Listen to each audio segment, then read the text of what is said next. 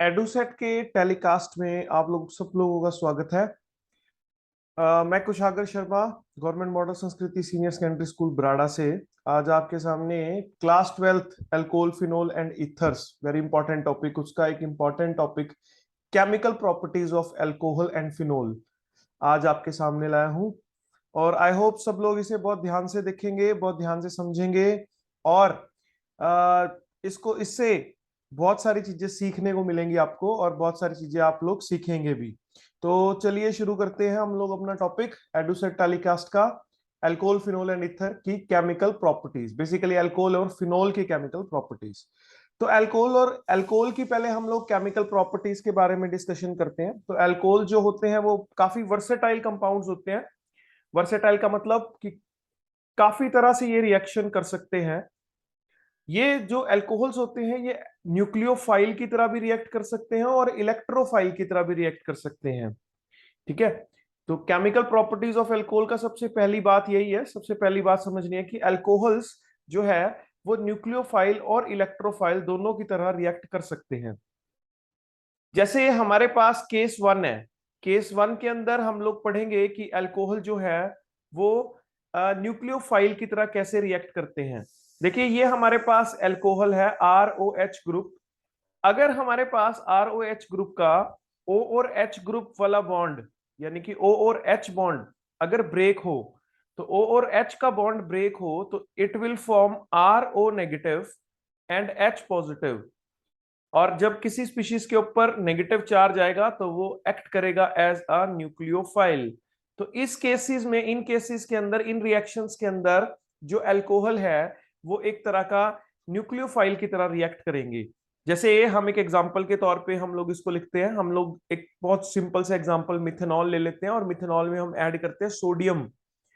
तो सोडियम एक मेटल है, सोडियम मेटल हाइड्रोजन गैस को रिप्लेस कर देता है यहां से, तो खुद उसकी जगह आ जाएगा। तो ये बन जाएगा CH3ONA प्लस हाइड्रोजन गैस। हम इस रिएक्शन को बैलेंस भी कर लेते हैं। तो यहां से हमें ये पता चला कि एक्चुअल में जो बॉन्डिंग हुई या जो क्लीवेज हुई वो कौन से बॉन्ड की हुई, O और H बॉन्ड की क्लीवेज हुई, और Na जो है वो H के इन प्लेस यहां पर सब्स्टिट्यूट हो गया। तो इस तरह की रिएक्शन जिसके अंदर ROH में से O और H का बॉन्ड ब्रेक होता है, इस तरह जो अल्कोहल होते हैं वो न्यूक्लियोफाइल की तरह रिएक्ट करते हैं। केस सेकंड हम लोग पढ़ेंगे जब हमारे पास ROH का बॉन्ड ब्रेक हो। अगर R और OH के बीच में बॉन्ड है जो वो ब्रेक हो, तो R के ऊपर हमारे पास अल्काइल ग्रुप के ऊपर पॉजिटिव चार्ज आएगा और OH के ऊपर नेगेटिव चार्ज आएगा। तो इस तरह से अल्कोहल्स जो होते हैं वो बिहेव करते हैं, रिएक्ट करते हैं एज इलेक्ट्रोफाइल्स, इलेक्ट्रोफाइल्स की तरह एक्ट करते हैं। तो ये हमारे पास है, जैसे R के ऊपर पॉजिटिव चार्ज आ गया तो दिस इज इलेक्ट्रोफाइल। ये इलेक्ट्रोफाइल की तरह हम बिहेव करते हैं, R पॉजिटिव, R और OH के बीच का बॉन्ड। जैसे हमारे पास रिएक्शन है CH3OH, और अगर हम इसमें HCl ऐड करें एनहाइड्रस ZnCl2 की प्रेजेंस में, तो ये बॉन्ड यहां से ब्रेक होगा and it will form CH3Cl plus water. तो हमारे पास अल्कोहल के बारे में दो केसेस हैं, दो बातें हैं। जैसे हमने पहले पढ़ा कि अल्कोहल बहुत वर्सेटाइल कंपाउंड्स होते हैं। तो अल्कोहल न्यूक्लियोफाइल और इलेक्ट्रोफाइल दोनों की तरह रिएक्ट करते हैं। न्यूक्लियोफाइल की तरह रिएक्ट करेंगे जब ROH में से O और H का बॉन्ड ब्रेक होगा, और इलेक्ट्रोफाइल की तरह एक्ट करेंगे जब ROH में से R और OH का बॉन्ड ब्रेक होगा। तो आपको ये दोनों बातें अच्छे से याद करनी है कि कौन सा बॉन्ड हमने ब्रेक करना है और कौन सी कंपाउंड हमने फॉर्म करना है। अब हम लोग इनकी केमिकल प्रॉपर्टी शुरू करते हैं। तो सबसे पहले जो हम केमिकल प्रॉपर्टीज करेंगे वो on the basis of case one करेंगे हम लोग। सबसे पहले हम केस वन के बेसिस पे करेंगे केमिकल प्रॉपर्टीज कुछ। जैसे सबसे पहले हमारे पास केस वन के बेसिस पे, अब हम सबसे पहला केस कर रहे हैं कि जब हमारे पास ROH में से हम लोग कौन सा बॉन्ड ब्रेक कर रहे हैं, जैसे RO और H का बॉन्ड ब्रेक कर रहे हैं। अल्कोहल और फिनोल के अंदर हम इनको दोनों को इकट्ठा ही इसको स्टडी करेंगे। ये अल्कोहल है हमारे पास, और अगर हम फिनोल के बारे में पढ़ें तो फिनोल के बारे में हमारे पास फिनोल में भी हम ये बॉन्ड ब्रेक करेंगे, ठीक है। तो दोनों के केसेस के अंदर हम इसकी स्टडी को इकट्ठा स्टडी करेंगे। इसकी first reaction, very very important reaction, alcohol और फिनोल दोनों के लिए ही, वो है acidic nature, acidic nature of alcohol and phenol, ठीक है। Acidic nature of alcohol and phenol, ये फिनोल की एसिडिक नेचर को और अल्कोहल की एसिडिक नेचर को एक्सप्लेन करता है ये प्रॉपर्टी, जब क्लीवेज RO और H के बीच में होती है। तो जैसे हम लोग सबसे पहले पढ़ते हैं, कोई भी हमारे पास अल्कोहल है, लाइक ROH है, अगर हम इसको सोडियम के साथ रिएक्ट करते हैं, तो सोडियम के साथ क्या करेगा, सोडियम, सोडियम इस हाइड्रोजन को रिप्लेस कर देगा, RONA प्लस हाइड्रोजन। तो ये हमारे पास हाइड्रोजन गैस जो है वो यहां से लिबरेट हुई, और हाइड्रोजन को एलिमिनेट करना, लिबरेट करना एसिडिक नेचर को जस्टिफाई करता है, ठीक है। तो कभी भी किसी भी जो कंपाउंड्स हैं, कोई भी ऑर्गेनिक कंपाउंड है, अगर वो सोडियम के साथ, मेटल के साथ रिएक्ट कर रहा है और हाइड्रोजन गैस लिबरेट हो रही है, ये उसकी एसिडिक नेचर को जस्टिफाई करता है, ठीक है। जैसे हमारे पास एग्जाम्पल के तौर पे हम लोग ले लेते हैं मिथेनॉल, मिथेनॉल में सोडियम ऐड करें तो ये बन जाता है एक सोडियम मिथॉक्साइड। ये जो हमारे पास है इसको हम लोग बेसिकली बोलते हैं सोडियम एल्कोक्साइड। ये हमारे पास एल्कोहल था, तो एल्कोहल से बना एल्कोक्साइड। जैसे अब हमारे पास यहाँ पर मिथेनॉल है, तो मिथेनॉल से बनेगा सोडियम मिथॉक्साइड। सिमिलरली अगर हमारे पास इथेनॉल होता तो इथेनॉल से बनता सोडियम इथॉक्साइड, ठीक है। जिस तरह से हम लोग नेक्स्ट भी एक और एग्जांपल ले लेते हैं। हम लोगों ने एक एग्जांपल ले लिया अल्कोहल का, ये अल्कोहल का हमने सेकेंडरी अल्कोहल ले लिया और इसमें हमने सोडियम ऐड किया। तो सेकेंडरी अल्कोहल से भी सिमिलर तरीके से ये हमारे पास रिएक्शन होगा, ONA plus hydrogen gas remove हो जाएगी, ठीक है। 2 मोल्स हम अल्कोहल के लेंगे और 2 मोल ही हमारे पास सोडियम एल्कोक्साइड के प्रिपेयर होंगे, ठीक है। इसी तरह से अगर हमारे पास कोई अल्कोहल हम लोग टर्शरी ले लें, प्राइमरी, सेकेंडरी और टर्शरी में आपको फर्क पता होना चाहिए। जब अल्कोहल OH ग्रुप जिस कार्बन के साथ अटैच्ड है, अगर वो कार्बन फर्दर 3 कार्बन से अटैच्ड है, तो ये एक टर्शरी अल्कोहल है। तो ये एक टर्शरी अल्कोहल है, ये हमने सेकेंडरी अल्कोहल लिया, जिस कार्बन से OH अटैच है वो फर्दर 2 कार्बन से अटैच है। और यहाँ पर हमारे पास मिथाइल अल्कोहल था।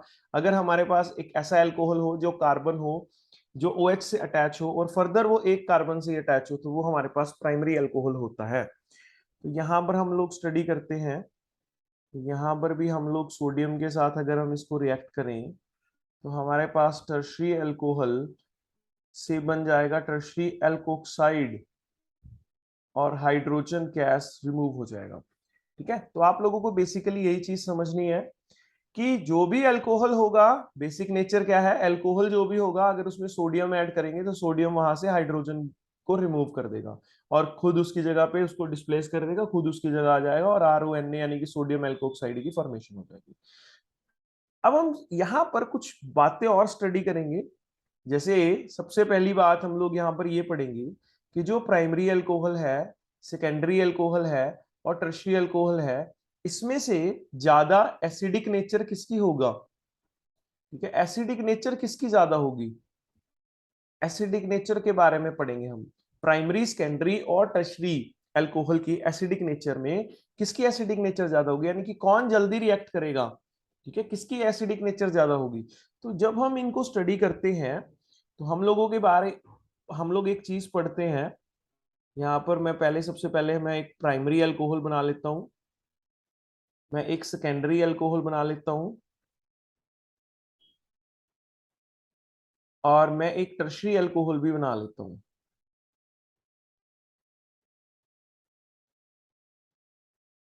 जब हम इन तीनों अल्कोहल्स को स्टडी किया हम लोगों ने, तो हमें ये पता चला कि जो प्राइमरी अल्कोहल है, प्राइमरी अल्कोहल के पास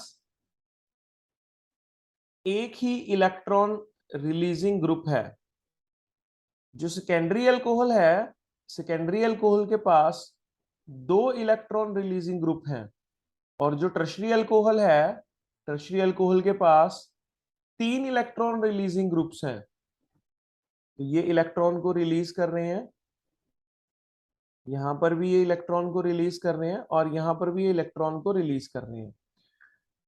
हमारे पास हमेशा आपको ये याद रखना है कि जितने ज्यादा more the electron releasing groups, जितने ज्यादा इलेक्ट्रॉन रिलीजिंग ग्रुप्स होंगे, जो एसिडिक नेचर होगा, acidic nature decreases, acidic nature उतना ही कम होगा। तो जितने ज्यादा इलेक्ट्रॉन रिलीजिंग ग्रुप होंगे उतना ही एसिडिक नेचर कम होगा, बिकॉज जितने ज्यादा इलेक्ट्रॉन रिलीजिंग ग्रुप होंगे उतना ही वो जो नेगेटिव चार्ज है उसको इंटेंसिफाई करेगा। ठीक है, तो जब उसको इंटेंसिफाई करेगा तो उसका जो एसिडिक नेचर है वो उतना ही ज्यादा कम होगा, उतना ही कम होगा।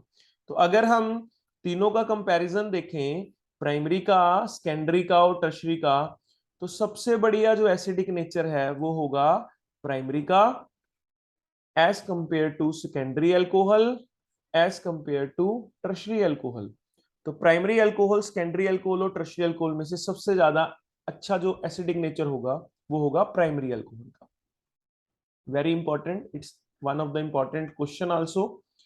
नेक्स्ट पे चलते हैं। अब हम हमारे पास नेक्स्ट में हम लोग एक और चीज पढ़ेंगे कि अगर हम अल्कोहल को कंपेयर करें, अल्कोहल की एसिडिक कैरेक्टर को कंपेयर करें वाटर से, अगर हम अल्कोहल वर्सेस वाटर करें और अगर हम इन दोनों का एसिडिक नेचर स्टडी करें तो इसमें ज्यादा एसिडिक कौन है। तो जब हम अल्कोहल के बारे में स्टडी करते हैं तो ROH है, ROH H पॉजिटिव को जब लूज करता है तो it will form RO negative plus H positive, this is alkoxide. और जब हम वाटर के बारे में स्टडी करते हैं, वाटर इज HOH एक्चुअल, तो जब हम वाटर के बारे में स्टडी करते हैं तो this is OH negative plus H positive, this is hydroxide. तो एक हमारे पास है एल्कोक्साइड, एक हमारे पास है हाइड्रोक्साइड। अगर हम दोनों को कंपेयर करें तो RO नेगेटिव और HO नेगेटिव को अगर हम कंपेयर करें तो RO नेगेटिव के पास एक इलेक्ट्रॉन रिलीजिंग ग्रुप है, और इलेक्ट्रॉन रिलीजिंग ग्रुप जो होता है वो बेसिक स्ट्रेंथ को क्या करता है, इंक्रीज करता है। सिंस ये एक नेगेटिव ग्रुप है RO नेगेटिव हमारे पास, तो हम इन दोनों का बेसिक नेचर स्टडी करेंगे। तो अगर हम दोनों के बारे में स्टडी करें तो RO नेगेटिव एक हमारे पास स्ट्रॉन्ग बेस होगा, RO नेगेटिव एक स्ट्रॉन्ग बेस होगा, और OH negative in comparison to RO negative एक वीक बेस होगा। जो भी स्ट्रॉन्ग बेस होता है उसका जो कॉन्जुगेट एसिड होता है, it is according to conjugate acid base theory, जो उसका कॉन्जुगेट एसिड होता है वो हमेशा वीक होता है, और जो भी वीक बेस होता है उसका जो कॉन्जुगेट एसिड होता है वो हमेशा स्ट्रॉन्ग होता है। तो अगर हम दोनों को कंपैरिजन करें, दोनों का कंपैरिजन करें तो दोनों के कंपैरिजन में हमें ये पता चला कि अगर हम अल्कोक्साइड और हाइड्रोक्साइड के बेसिक स्ट्रेंथ को कंसीडर करें तो जो RO नेगेटिव है यानी कि अल्कोक्साइड आयन है वो हमारे पास एक स्ट्रॉन्ग बेस है, और जो उसका कॉन्जुगेट एसिड है दैट इज अल्कोहल, जो उसका कॉन्जुगेट एसिड है दैट इज अल्कोहल, वो एक वीक एसिड है। ठीक है, वीक एसिडिक है वो। और अगर हम कंपेयर करें OH नेगेटिव को, OH नेगेटिव एक वीक बेस है तो उसका जो कॉन्जुगेट एसिड है वो एक स्ट्रॉन्ग है। तो अगर हम दोनों के बारे में कंपैरिजन करें अल्कोहल और वाटर में से, तो वाटर जो है it is a good acid as compare to alcohol. Alcohol के कंपैरिजन में जो वाटर है वो एक अच्छा एसिड माना जाता है। तो आपको ये भी इंपॉर्टेंट क्वेश्चन है, तो इसको भी आपने बहुत अच्छे से याद रखना है। वाटर और अल्कोहल के कंपैरिजन में जो वाटर है वो एक बढ़िया एसिड है एज कंपेयर टू अल्कोहल। ठीक है, यहां पर हम कॉन्जुगेट एसिड बेस थ्योरी का यूज करेंगे। नेक्स्ट नेक्स्ट पे हम लोग पढ़ते हैं फिनोल की एसिडिक नेचर। फिनोल एक बहुत बढ़िया एसिड होता है, अब फिनोल की एसिडिक नेचर क्यों होगी? ये भी जब सोडियम के साथ रिएक्ट करेगा तो it will form sodium phenoxide ion plus hydrogen gas is released. It will form sodium phenoxide ion. और अगर हम कंपैरिजन करें अल्कोहल का और फिनोल का, तो हमारे पास नेचुरली हमें पता है फिनोल जो है, बिकॉज ROH जो है वो हमारे पास बनाएगा एक alkoxide ion plus H positive, और जो फिनोल है, अगर फिनोल के एसिडिक नेचर को कंपैरिजन करें तो फिनोल बनाएगा एक फिनोक्साइड आयन, फिनोल बनाएगा एक फिनोक्साइड आयन, अल्कोहल बनाएगा एक एल्कोक्साइड आयन और फिनोल बनाएगा एक फिनोक्साइड आयन। अगर हम एल्कोक्साइड और फिनोक्साइड दोनों के स्ट्रक्चर्स को स्टडी करें तो जो फिनोक्साइड आयन है, phenoxide ion is actually resonance stabilised. जो फिनोक्साइड आयन होता है वो हमारे पास रेजोनेंस स्टेबलाइज होता है, जिसकी वजह से जो फिनोल है वो बड़ी जल्दी से फिनोक्साइड आयन के अंदर कन्वर्ट हो जाता है। मैं रेजोनेंस स्ट्रक्चर्स भी बना रहा हूं, आप लोग अपनी कॉपी में जरूर इन स्ट्रक्चर्स को बना लीजिएगा। तो ये इस तरह से हम लोग स्टडी करते हैं कि आपके पास जो भी फिनोक्साइड आयन होगा वो फिनोक्साइड आयन बेसिकली क्या होगा, एक रेजोनेंस स्टेबलाइज्ड आयन होगा, उसके अंदर रेजोनेंस हाइब्रिड स्ट्रक्चर्स होंगे। तो फिनोक्साइड आयन रेजोनेंस स्टेबलाइज्ड है, और रेजोनेंस स्टेबलाइज्ड होने के कारण से जो फिनोक्साइड है वो बड़ी जल्दी बन जाएगा एज कंपेयर टू फिनोल या as compare to alcohol. Alcohol alkoxide इतनी जल्दी नहीं बना पाएगा जितना फिनोल फिनोक्साइड आयन बना पाएगा।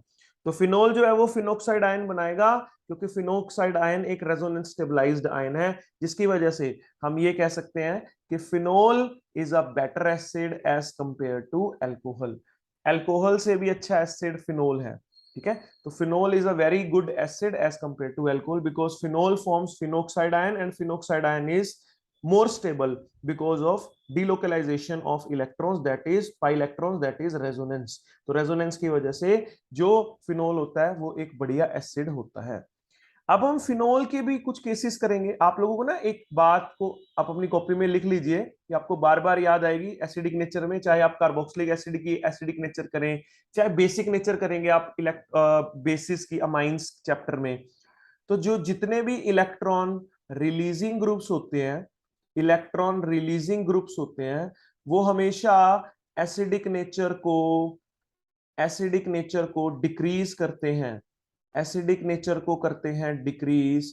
और जितने भी इलेक्ट्रॉन विड्रॉइंग ग्रुप्स होते हैं वो हमेशा एसिडिक नेचर को करते हैं इंक्रीज। तो ये आपने हमेशा याद रखना है। तो इसी तरह से हमारे पास एक और इंपॉर्टेंट क्वेश्चन आ जाता है, जैसे अगर हम फिनोल के कंपैरिजन में करें तो एक हम फिनोल ले लेते हैं, एक हम फिनोल के साथ पैरा पोजीशन पे मिथाइल ग्रुप लगा देते हैं, और एक फिनोल के साथ पैरा पोजीशन पे NO2 ग्रुप लगा देते हैं। अब तीनों ग्रुप्स का कंपैरिजन कैसे करेंगे हम? ये हमारे पास एक इलेक्ट्रॉन विड्रॉइंग ग्रुप होता है, ये इलेक्ट्रॉन रिलीजिंग ग्रुप है। तो अगर मैं इसको A लिखता हूं, इसको लिखता हूं B और इसको लिखता हूं C, तो इस इन तीनों में से जो C होगा इसकी जो एसिडिक नेचर होगी वो सबसे ज्यादा होगी, बिकॉज इसके पास एक इलेक्ट्रॉन विड्रॉइंग ग्रुप है, और electron withdrawing group acidic nature को इंक्रीज करेगा। इसके बाद जो एसिडिक नेचर होगी वो होगी ए की, बिकॉज इसके पास कोई ग्रुप नहीं है, सिर्फ फिनोल है, और फिनोल की भी एसिडिक नेचर अपनी होती है। और सबसे कम जो एसिडिक नेचर होगी वो होगी बी की, बिकॉज इसके पास एक इलेक्ट्रॉन विड्रॉइंग ग्रुप है, सॉरी रिलीजिंग ग्रुप है, और रिलीजिंग ग्रुप के अंदर जो एसिडिक नेचर होती है वो कम हो जाती है। तो आपने याद रखना है जो भी एसिडिक नेचर होगी फिनोल के अंदर, वो फिनोल की, एक तो जब हम फिनोल का रेजोनेंस स्ट्रक्चर कर रहे थे तब हमारे पास एक बात और समझने की हमें जरूरत है कि जो रेजोनेंस के अंदर जो ग्रुप्स जो पोजीशंस एक्टिवेट हुई वो हमारे पास कौन कौन सी पोजीशंस एक्टिवेट हुई, या तो ऑर्थो और या फिर पैरा, या फिर ऑर्थो और या फिर पैरा। तो ऑर्थो एंड जो पैरा सब्स्टिट्यूटेड फिनोल्स होती हैं, जो ऑर्थो और पैरा सब्स्टिट्यूटेड फिनोल्स होती हैं, जिनके अंदर ऑर्थो और पैरा पोजीशन पे कोई ग्रुप लगा होता है, वहां पर ये जो रूल है ये एप्लीकेबल है।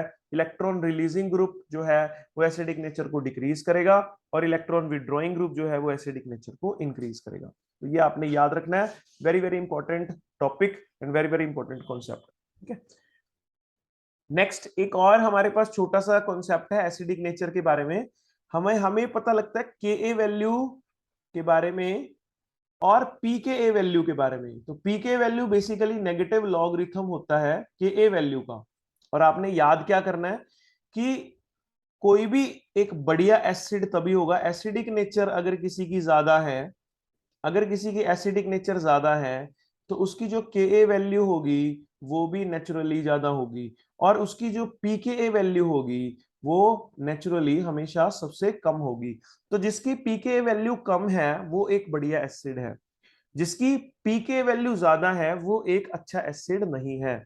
तो आपने इसको याद रखना है। एनसीईआरटी में एक इंपॉर्टेंट चीज भी गिवन है, हमारे पास एक टेबल गिवन है एनसीईआरटी में, वहां पर इथेनॉल की जो पीके वैल्यू है वो गिवन है 16, और जो फिनोल है, फिनोल की जो पीके वैल्यू गिवन है वो अप्रोक्सीमेटली गिवन है 10।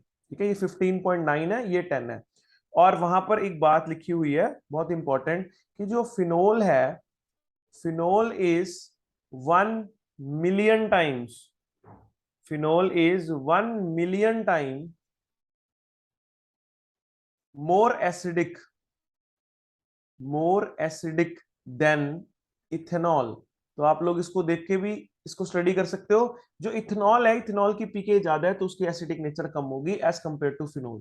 तो फिनोल की जो एसिडिक नेचर है वो ज्यादा होगी, और वो कितनी ज्यादा होगी, वो 1 मिलियन टाइम्स ज्यादा है एज कंपेयर टू इथेनॉल। तो ये आपने बहुत इंपॉर्टेंटली, ये हमारे पास एसिडिक नेचर वाला टॉपिक था, फर्स्ट हमारे पास प्रॉपर्टी थी। ये सभी प्रॉपर्टीज जो बेस्ड है वो आर ओ एच की क्लीवेज के ऊपर बेस्ड है, जब आर ओ और एच की बॉन्ड क्लीव होगा। सेकंड, हम लोग इसी के बेसिस पे हम लोग एक सेकंड प्रॉपर्टी करते हैं, वो भी बड़ी इंपॉर्टेंट है, उसको बोलते हैं हम esterification, esterification reaction. Esterification reaction में क्या होता है हमारे पास, जैसे आरओएच है, अगर मैं इस आरओएच को यानी कि अल्कोहल को किसी एसिड के साथ रिएक्ट करते हैं हम, और acid catalysed hydration, acid catalysed है ये, इसके अंदर एसिड ऐड किया हमने कोई, तो आरओएच बेसिकली लूज करेगा ओएच, एच पॉजिटिव, और सीओएच जो लूज करेगा वो करेगा ओएच, यानी कि इस रिएक्शन से वाटर रिमूव हो जाएगा and it will form R C O, then O R. हम इसको अगर आर डैश लिख दें तो ये और भी ज्यादा बेटर है, प्लस वाटर मॉलिक्यूल। तो एस्टर्स की फॉर्मेशन हो जाती है from alcohol and carboxylic acid. इस प्रोसेस को हम एस्टेरिफिकेशन प्रोसेस कहते हैं। ठीक है, द एसिड्स, एस्टर की फॉर्मेशन फ्रॉम एल्कोहल और एसिड, एल्कोहल एंड एसिड, इसको हम एस्टेरिफिकेशन कहते हैं। अब एल्कोहल के साथ एसिड के डेरिवेटिव्स भी ऐड हो सकते हैं, जैसे RCOCl, RCO twice O, acid anhydride, तो ये भी रिएक्शन करते हैं as compare to, as compare to acid. तो यहां पर भी सेम प्रोडक्ट है हमारे पास, ये प्रोडक्ट फॉर्म हो जाएगा, बस यहां पर बनेगा HCl, और यहां पर हमारे पास RCO R डैश प्लस साथ में हमारे पास एक और बन जाएगा RCOOH, एक हमारे पास ये भी बन जाएगा। तो ये भी आपने याद रखना है कि जो एसिड है, एसिड के साथ और एसिड के डेरिवेटिव्स के साथ, जैसे एसाइल क्लोराइड्स के साथ, जैसे एसिड एनहाइड्राइड के साथ भी अल्कोहल रिएक्ट करता है। ठीक है, अब इसी के केस में एक हमारे पास इंपॉर्टेंट पॉइंट है, वो पॉइंट जो है हमारे पास गिवन है विद कंटेक्स्ट टू RCOCl, और इसको आपने याद रखना है। जैसे हमारे पास अगर रिएक्शन हो किसी अल्कोहल की, जैसे इथेनॉल की, और साथ में हो रिएक्शन एसिड क्लोराइड की, तो हम इस रिएक्शन के अंदर पिरिडीन का यूज करेंगे, पिरिडीन। तो पिरिडीन के यूज से क्या होगा, पहले मैं प्रोडक्ट बना लेता हूं, CH3CH2CO, और इसके साथ जुड़ेगा हमारे पास ये ग्रुप OC2H5 प्लस, साथ में बनेगा HCl। अब ये जो रिएक्शन है, इस रिएक्शन के अंदर हम पिरिडीन यूज करते हैं। अब पिरिडीन क्यों यूज करते हैं, क्योंकि पिरिडीन एक बेस की तरह काम करता है यहां पर, जो कि इस एसिड को, जो ये HCl एसिड बना, इस एसिड को न्यूट्रलाइज करने का काम करता है। ठीक है, इसको बड़ा इंपॉर्टेंट क्वेश्चन है ये एनसीईआरटी का, कि जो हम पिरिडीन को यूज करते हैं वो पिरिडीन को क्यों यूज करते हैं। तो पिरिडीन को यूज इस वजह से किया जाता है, इसकी प्रेजेंस में रिएक्शन किया जाता है, बिकॉज जो इस रिएक्शन के अंदर जो HCl बनता है, वो HCl बेसिकली ना ये एक रिवर्सिबल रिएक्शन होती है। तो इसके अंदर जो HCl बनता है, हम इस HCl को खत्म करना चाहते हैं, ताकि हमारे पास लीच या क्लियर प्रिंसिपल के according more and more ester की फॉर्मेशन हो, प्रोडक्ट मोर एंड मोर बने। तो ये आपने इंपॉर्टेंटली याद रखना है। तो इस ये भी एक इंपॉर्टेंट क्वेश्चन था। एक हम लोग इसमें एक बहुत इंपॉर्टेंट एक और चीज पढ़ेंगे, फॉर्मेशन ऑफ एस्प्रीन, एस्प्रीन की फॉर्मेशन। अब देखिए हमारे पास है एक कंपाउंड होता है हमारे पास OH, और ऑर्थो पोजीशन पे COH, COH और ऑर्थो पोजीशन पे OH, हम ऐसे लिख सकते हैं इसको। इसका जो नाम है ये है salicylic acid, this is salicylic acid. ठीक है, वैसे इसको हम ऑर्थो हाइड्रोक्सी बेंजोइक एसिड भी कह सकते हैं, सैलिसिलिक एसिड और ऑर्थो हाइड्रोक्सी बेंजोइक एसिड। जब हम इसको रिएक्ट करेंगे किसी एसिड डेरिवेटिव के साथ, जैसे CH3CO ट्वाइस O के साथ, तो देखिए आप लोग इसको समझना बहुत आसानी से समझ आ जाएगा। यहां पर ये अल्कोहल ग्रुप है, दैट इज फिनोल ग्रुप, और ये एसिड ग्रुप है। ये एसिड का डेरिवेटिव, तो एसिड का डेरिवेटिव फिनोल के साथ रिएक्ट करेगा, एसिड के साथ रिएक्ट नहीं करेगा। तो फिनोल के साथ रिएक्ट करेगा, it will form OCO CH3, और COH एज सच रहेगा, प्लस साथ में CH3COH, एक सेपरेट बाई प्रोडक्ट हमारे पास बनेगा। और ये जो प्रोडक्ट बना, इस प्रोडक्ट को हम एस्प्रीन कहते हैं, एस्प्रीन। ठीक है, इसको हम ऑर्थो एसिटोक्सी बेंजोइक एसिड भी कह सकते हैं, ऑर्थो एसिटोक्सी बेंजोइक एसिड। और ये जो एस्प्रीन होता है, ये एक मेडिसिनल वैल्यू है इसकी, एक मेडिसिन है बेसिकली जो एस्प्रीन है।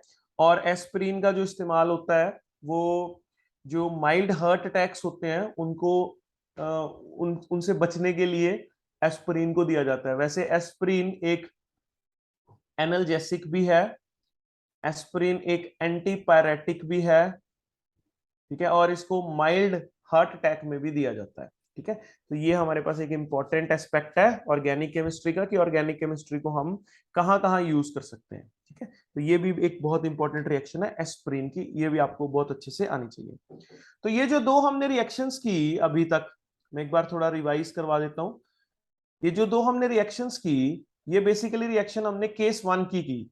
जब केस 1 हमारे पास है तो ROH में RO और H का बॉन्ड ब्रेक होगा और RO नेगेटिव की फॉर्मेशन होगी।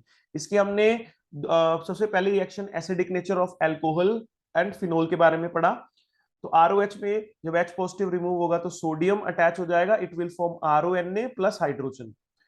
इसी तरह से हमने प्राइमरी, सेकेंडरी और टर्शरी के बारे में पढ़ा। सबसे ज्यादा जो एसिडिक नेचर है वो है प्राइमरी की as compare to secondary, as compare to tertiary, because जितने ज्यादा इलेक्ट्रॉन रिलीजिंग ग्रुप होंगे उतना एसिडिक नेचर कम होगा। इसके बाद हमारे पास अल्कोहल और वाटर के बारे में हमने पढ़ा। अल्कोहल और वाटर में हम लोगों ने याद करना है कि वाटर का जो एसिडिक नेचर है वो अल्कोहल से काफी ज्यादा है। ठीक है, बिकॉज वाटर बनाता है एक वीक बेस, और वीक बेस का जो कॉन्जुगेट एसिड होता है वो स्ट्रॉन्ग होता है। नेक्स्ट हमने पढ़ा फिनोल के बारे में। फिनोल बनाता है फिनोक्साइड आयन, और phenoxide ion basically resonance stabilized होता है।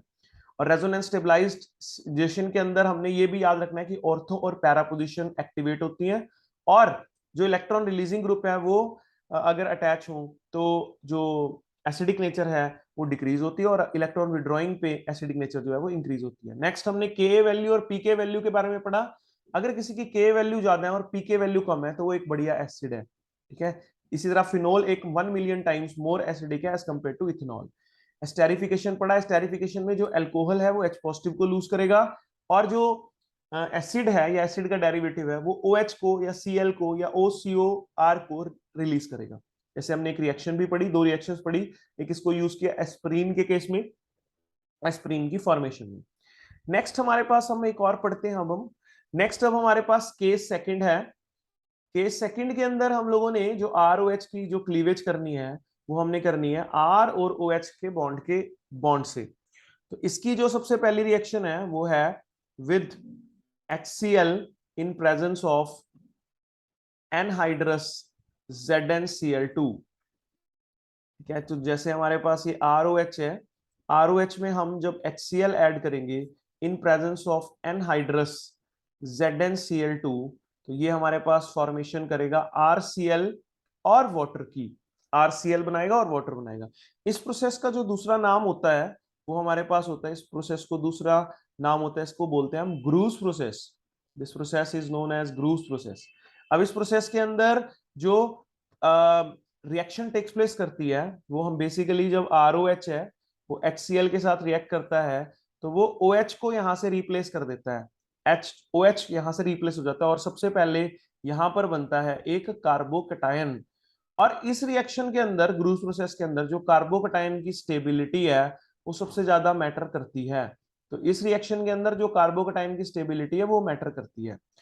और जो कार्बोकटायन की स्टेबिलिटी है जब ये मैटर करती है, तो हमारे पास अगर हम लोग अल्कोहल की रिएक्टिविटी के बारे में पढ़े तो जो टर्शरी अल्कोहल है, ठीक है, टर्शरी अल्कोहल जिसके अंदर बेसिकली एक टर्शरी कार्बोकटायन की फॉर्मेशन होगी, वो ज्यादा रिएक्टिव होगा as compare to a secondary alcohol जिसके अंदर एक सेकेंडरी कार्बोकटायन बनेगा, एज कंपेयर टू एक प्राइमरी अल्कोहल जिसके अंदर एक प्राइमरी कार्बोकटायन बनेगा।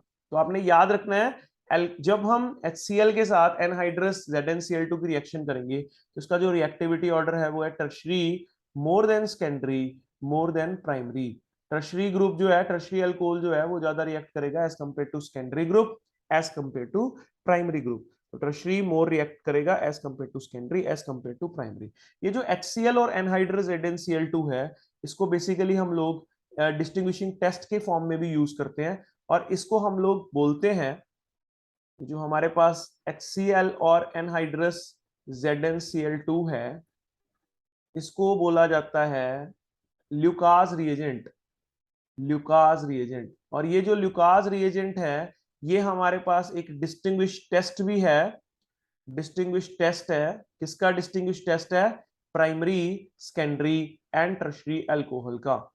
क्योंकि जैसे ही हम टर्शरी अल्कोहल को रिएक्ट करते हैं ल्यूकास रिएजेंट के साथ तो व्हाइट कलर की टर्बिडिटी अपीयर हो जाती है इमीडिएटली।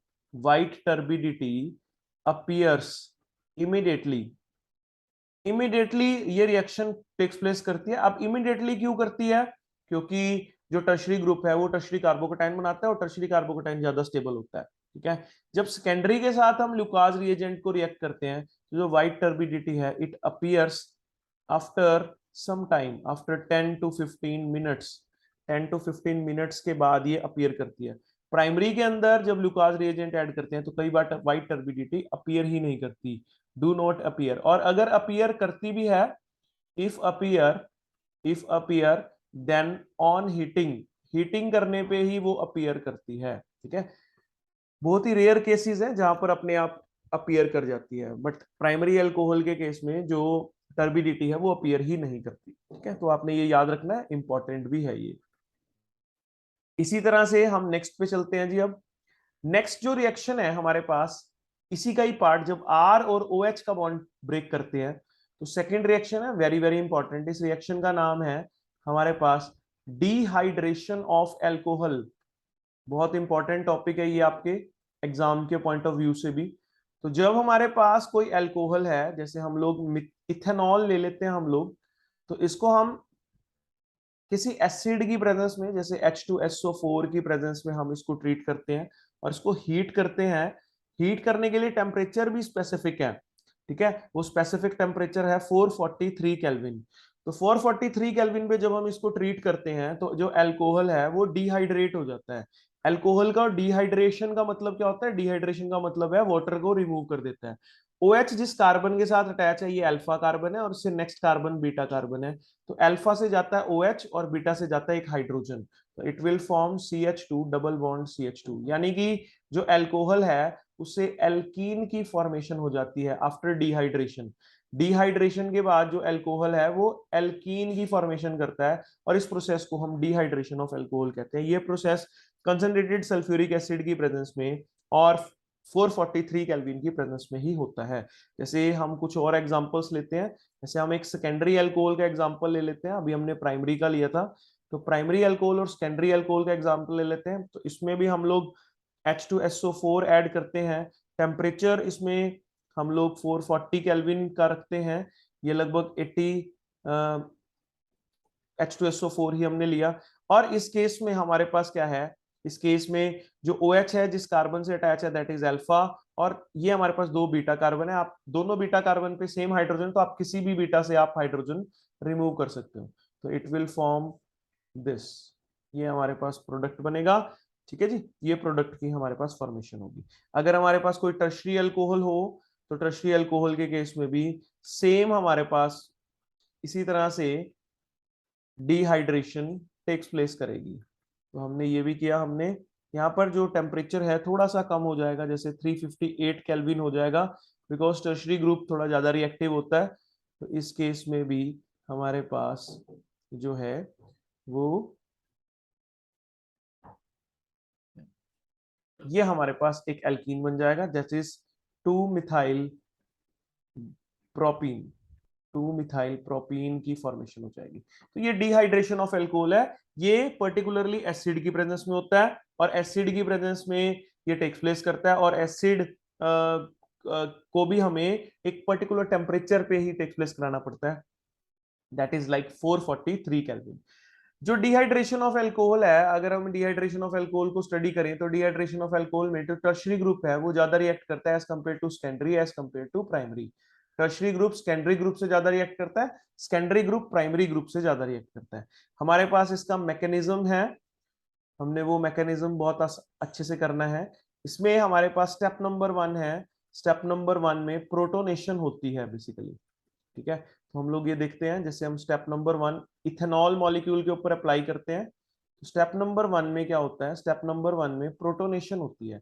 एल्कोहल जो है प्रोटोनेट करता है and it will form protonated alcohol. ये फॉर्मेशन कर लेता है प्रोटोनेटेड एल्कोहल की। सेकेंड स्टेप में हमारे पास एक कार्बोकटायन की फॉर्मेशन होती है। ठीक है, वाटर रिमूव हो जाता है इस पर्टिकुलर प्रोटोनेटेड एल्कोहल में से, और कार्बोकटायन की फॉर्मेशन होती है। Carbocation formation, carbocation formation. और यही हमारे पास सबसे स्लोएस्ट स्टेप होता है, जो कि एक रेट डिटरमाइनिंग स्टेप भी होता है। तो इस स्टेप में क्या होता है, एक कार्बोकटायन बनता है, यहां से ये जो मॉलिक्यूल है, ये मॉलिक्यूल वाटर को रिमूव कर देते हैं, और इससे बनता है हमारे पास CH3 CH2 पॉजिटिव। ये कार्बोकटायन की फॉर्मेशन है। और थर्ड स्टेप के अंदर जो कार्बोकटायन है वहां से एक प्रोटॉन एलिमिनेट हो जाता है, प्रोटॉन एलिमिनेशन। ये जो कार्बोकटायन है यहां से प्रोटॉन की एलिमिनेशन हो जाती है, और प्रोटॉन की जब एलिमिनेशन होती है इट विल फॉर्म एल्कीन। ठीक है, तो ये हमारे पास इसका मैकेनिज्म था। हमने रिएक्शन कंसीडर किया था, CH3CH2OH में हम लोगों ने एसिड ऐड किया 443 केल्विन पर, तो हमारे पास जो फॉर्मेशन हुई वो हुई एल्कीन की, प्लस वाटर रिमूव हुआ। तो 3 स्टेप है इसके, वेरी वेरी इंपॉर्टेंट मैकेनिज्म, ये बहुत बार पेपर में आता है। इस तरह से क्वेश्चन आता है, explain the mechanism of dehydration of alcohol. Dehydration of alcohol को आपने मैकेनिज्म को आपने बताना होता है, तो ये उस तरह से हमने करना है। पहले स्टेप में प्रोटोनेशन होगी, दूसरे स्टेप में कार्बोकटाइन की फॉर्मेशन होगी, और तीसरे स्टेप में प्रोटोन जो है वो एलिमिनेट हो जाएगा।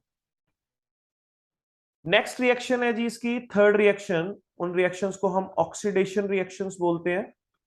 तो ऑक्सीडेशन जब भी किसी अल्कोहल की होती है, वो अल्कोहल की जब भी ऑक्सीडेशन होती है तो अल्डिहाइड्स या कीटोन्स और या कार्बोक्सिलिक एसिड्स की फॉर्मेशन होती है। और जो ऑक्सीडेशन होती है वो किसकी प्रेजेंस में होती है, वो होती है in the presence of certain oxidizing agents की प्रेजेंस में। जैसे अगर मेरे पास होगा प्राइमरी अल्कोहल, और प्राइमरी अल्कोहल की मैं ऑक्सीडेशन करूंगा तो बनेगा हमेशा अल्डिहाइड। अगर मैं प्राइमरी अल्कोहल की स्ट्रॉन्ग ऑक्सीडेशन कर दूंगा किसी स्ट्रॉन्ग ऑक्सीडाइजिंग एजेंट के साथ, तो बनेगा कार्बोक्सिलिक एसिड। ये आपको याद रखना है। अगर मैं सेकेंडरी अल्कोहल की ऑक्सीडेशन करूंगा तो सेकेंडरी अल्कोहल की जो ऑक्सीडेशन है इससे बनेगा मेरे पास कीटोन। अब ऑक्सीडाइजिंग एजेंट्स कई तरह के हैं, जैसे नेसेंट ऑक्सीजन भी आप यूज कर सकते हो, पीसीसी है पिरिडीनियम क्लोरोक्रोमेट, CrO3 है क्रोमिक ऑक्साइड। इसी तरह से हमारे पास CrO3 को इन प्रेजेंस ऑफ H2SO4 भी यूज किया जाता है, जिसको हम जॉन्स रिएजेंट कहते हैं। ये एक स्ट्रॉन्ग ऑक्सीडाइजिंग एजेंट का काम करता है। KMnO4 हम यूज कर सकते हैं, K2Cr2O7 यूज कर सकते हैं इन प्रेजेंस ऑफ H2SO4। तो इस तरह से हमारे पास काफी सारे ऑक्सीडेशन रिएक्शंस हमारे पास होते हैं। ठीक है, तो इस तरह से ऑक्सीडेशन से अल्कोहल जो है वो अल्डिहाइड्स या कीटोन्स के अंदर कन्वर्ट हो जाते हैं। जैसे फॉर एग्जांपल हमारे पास है जैसे CH3CH2OH, तो अगर हम इसमें CrO3 ऐड करें तो अल्कोहल से ऑक्सीडेशन हो जाएगी and it will form an aldehyde. अब हमारे पास ये है, अगर मैं इसमें PCC ऐड करूं तो PCC ऐड करने से it will form A ketone. ये आपने बहुत अच्छे से याद करना है, बिकॉज सेकेंडरी अल्कोहल है, सेकेंडरी अल्कोहल हमेशा कीटोन के अंदर फॉर्मेट करेगा, और ये था प्राइमरी अल्कोहल, प्राइमरी अल्कोहल से हमेशा अल्डिहाइड्स की फॉर्मेशन होगी। याद रखना है आपने, बड़ा इंपॉर्टेंट है ये चीजें। एक हमारे पास लास्ट में एक रिएक्शंस और आती हैं 4th नंबर पे, उन रिएक्शंस को बोलते हैं हम डिहाइड्रोजिनेशन रिएक्शन। डिहाइड्रोजिनेशन रिएक्शन, और डिहाइड्रोजिनेशन जब हम करते हैं तो वो हम करते हैं कॉपर एट 573 केल्विन पर। तो इसमें भी जो अल्कोहल है वो बेसिकली अल्डिहाइड के अंदर कन्वर्ट होता है, और जो कीटोन है सेकेंडरी अल्कोहल है, ये प्राइमरी अल्कोहल था फर्स्ट वाला, और जो सेकेंडरी अल्कोहल है वो बेसिकली कीटोन के अंदर कन्वर्ट होता है। तो अगर हमारे पास यहाँ पर कोई प्राइमरी अल्कोहल हो CH3CH2OH, और मैं इसमें ऐड करूं कॉपर 573 केल्विन पर, तो इट विल फॉर्म CH3CHO। अगर मेरे पास कोई सेकेंडरी अल्कोहल हो और मैं सेकेंडरी अल्कोहल में ऐड करूं कॉपर एट 573 केल्विन, तो ये मेरे पास किसमें कन्वर्ट होगा, किसी कीटोन के अंदर कन्वर्ट हो जाएगा, जैसे प्रोपेनोन। तो ये था जी आज का टॉपिक। ये अल्कोहल्स की जो है वो दोनों तरह की प्रॉपर्टीज थी, केमिकल प्रॉपर्टीज। आई होप सबने बहुत अच्छे से इसको समझा होगा और कॉपी में नोट किया होगा। ठीक है, तो थैंक यू सो मच बच्चों, थैंक यू।